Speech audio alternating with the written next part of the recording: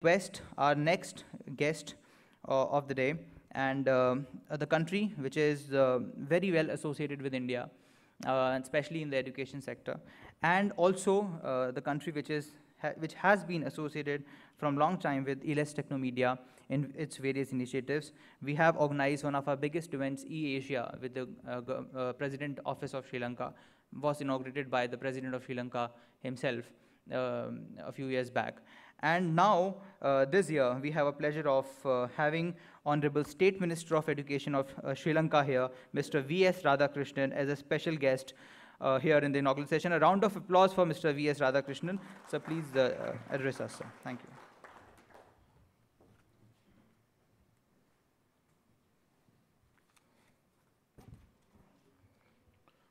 Honorable Minister from Rajasthan and organizer Mr. Pradeep and distinguished guests in the head table and all the educationists here. Very good morning to you all.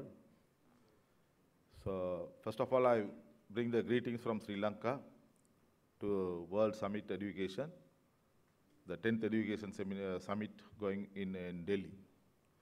I have participated in Dubai, your 9th Education Summit. So I'm very proud to be here the second time. And also, I have a speaker in the afternoon, so I would like to brief about Sri Lanka and Sri Lanka education in this morning. Sri Lanka is a small country, you know, everybody knows about that. It's a tourism, mainly tourism, and the tea and rubber export country.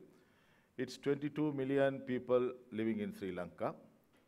So we have 9 provincial council in Sri Lanka. It's a small country, but there's a 9 provincial council because the administration, they made it 9 provincial council during the Prime Minister of Rajiv Gandhi in Sri Lanka, in India. So there was a war in Sri Lanka for last 3 decades. So they want to finalize that war in 1980s, but it couldn't. Indian forces has come and tried to settle that matter, but it couldn't.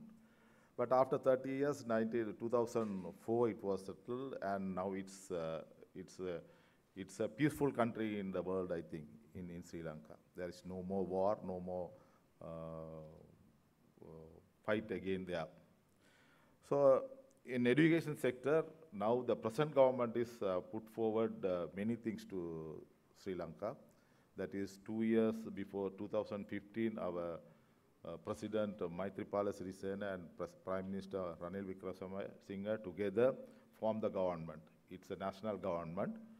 And now they are focusing in education very much.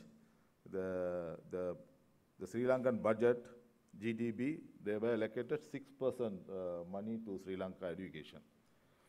So there are about 4.5 million students studying in the schools. And our education sector is, one is the school education and the higher education. Higher education is handled by the other minister. School education is handled by us. There are about 211,000 teachers, and there are about 10,100 schools in Sri Lanka. There are about 352 schools handled by the central government, that is, we call national schools. We gave all the facilities to the national schools, and we are running as a super schools in Sri Lanka. So all the other schools handled by the provincial council, with the 9 provincial councils.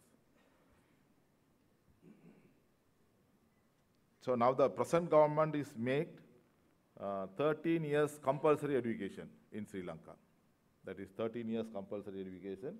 If they fail the GCE level, they can go to the advanced level with the subject, relevant subject, that is vocational training and IT, so many other subjects.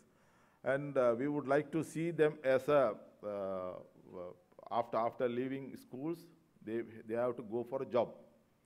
Not in the ordinary jobs, some sort of good jobs.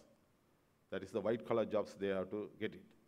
So therefore, we are make compulsory education for 13 years, and we are set up now 42 vocational training schools in the school sectors.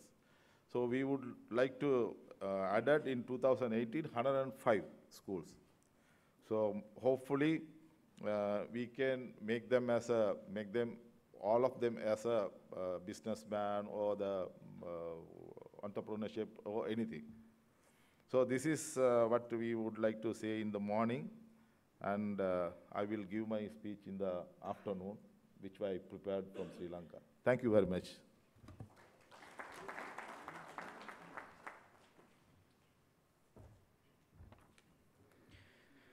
Thank you very much, Mr. Radhakrishnan, for sharing your thoughts.